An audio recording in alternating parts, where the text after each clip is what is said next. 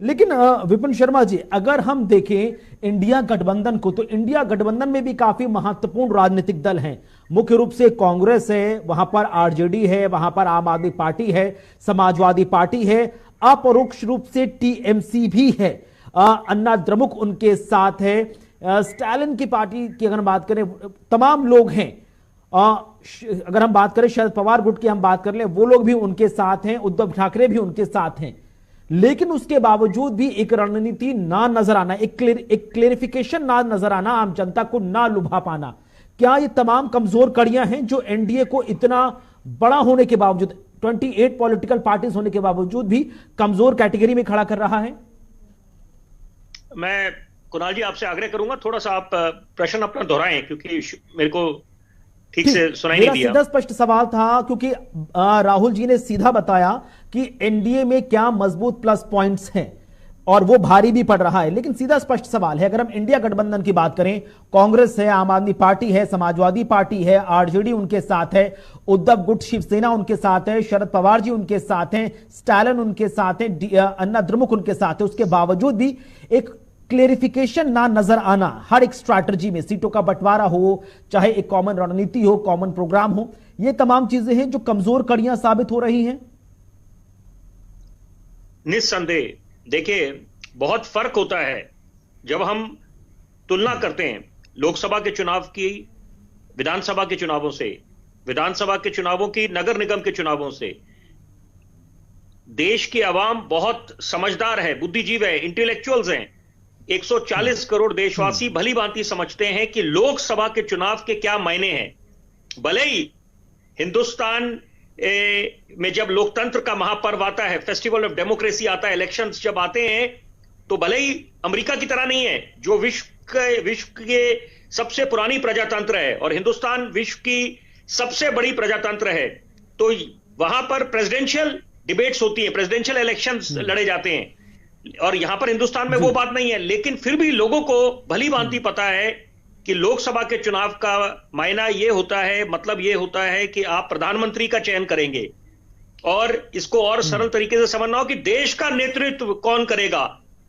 देश में और अंतर्राष्ट्रीय पटल पर। तो जो नरेंद्र मोदी का करिश्मा है वो बरकरार है। 2014 में जो विपक्ष के नेता हैं, बड़े कद्दावर नेता, वो बोलते थे ये जुमलेबाजी में लोग बह गए, एक मोदी लहर है। 2019 में तो प्रचंड बहुमत दिया, पहले के मुकाबले और बड़ा प्रचंड बहुमत भाजपा के नाम पे, नरेंद्र मोदी के नाम पे मिला। तो इसका मतलब है कि कमी पेशी विपक्ष की है कि उनकी जो रणनीति है, क्योंकि लोकतंत्र के महापर्व में रणनीति पे बहुत कुछ निर्भर करता है और मनोबल पे बहुत कुछ निर्भर करता है। लेकिन बड़े विश्वास जिम्मेदारी से मैं एक बात बोलूंगा, ये उतार चढ़ाव अभी काफी देखने को मिलेगा, क्योंकि यहां पर हम कोई भी चुनाव जब होते हैं, चाहे छोटा चुनाव हो, चाहे बड़ा चुनाव हो, चाहे मध्यम वर्ग का चुनाव हो, जबकि चुनाव होते हैं, उसको पूरी अहमियत मिलनी चाहिए। भाजपा की जब बात करें और खासतौर पर नरेंद्र मोदी की बात करें, वो किसी भी चुनाव को हल्के में नहीं लेते, खुद चुनावी मैदान में उतरते हैं, और यही सबसे बड़ी प्रशंसनीय बात है कि फलस्वरूप जिसके कि जो हर चुनाव में जीत भाजपा के नाम दर्ज हुई है। तो इसका मतलब साफ है, अभी भी अपने तीसरे टर्म की जब बात करते हैं नरेंद्र मोदी, और तो वहां पर वो मैदान में जुटे हुए हैं। और यहां इसका ये मतलब तो नहीं है कि एक तरफ भाजपा नारा दे रही है कि अब की बार 370 400 पार, तो उसके बावजूद ये जनता के बीच जा रहे हैं, उनको बता रहे हैं कि क्या क्या महत्वाकांक्षाएं योजनाएं जिसपे अमल हो रहा है, कितना देश ने विकास करा, आने वाले वक्त में हम अर्थव्यवस्था को तीसरे स्थान पर लेके आएंगे, अभी अगर 5वें स्थान पे खड़े हैं तो उसमें पूरे देशवासियों का सहयोग है। और सबसे बड़ी बात है, भूलना नहीं चाहिए, जितने आलोचक हैं वो अगर ये मद्देनजर रखें कि यहां पर हिंदुस्तान की आबादी और जो हमारे स्वास्थ्य के संसाधन थे बड़े सीमित थे। जब कोरोना सदी की सबसे बड़ी महामारी आई, लाशों के अंबार लग गए थे, प्राण वायु ऑक्सीजन को लेकर हाहाकार मच गया था, वहां पर पूरे देशवासियों ने तप करा, और वहां पर प्रधानमंत्री ने जब आह्वान को एक संदेश दिया था, राष्ट्र के नाम संबोधन करते हुए उन्होंने बोला था कि पूरे देश को जुट जाना चाहिए। महाभारत का युद्ध भी जब 21 दिन के लिए लड़ा है, तो यहां पर जब लॉकडाउन की घोषणा करी थी, तो वो जब ताली थाली की बात करी थी,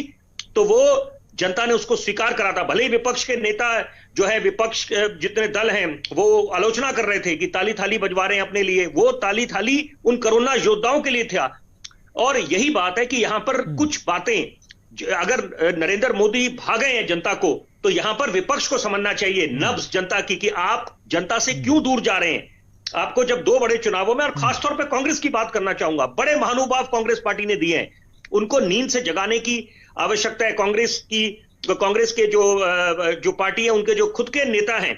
जो शीर्ष नेतृत्व कर रहे हैं, उनको समझना चाहिए कि जनता क्या चाहती है। कि आप अगर एक तरफा बात करेंगे तो उससे अब बात नहीं बनेगी, जनता आपको नकार देगी। 2014 में भी नकारा, 2019 में भी नकारा, और भले ही अगर आप सत्ता पे काबिज नहीं हो रहे, कम से कम मुख्य विपक्ष की भूमिका में आप नजर आए। अब महाराष्ट्र का उदाहरण ले लीजिए, महाविकास आघाड़ी नहीं, लेकिन अब विपक्ष जिस तरह से बिखर रहा है वो भी अपने आप में बहुत बड़ी चुनौती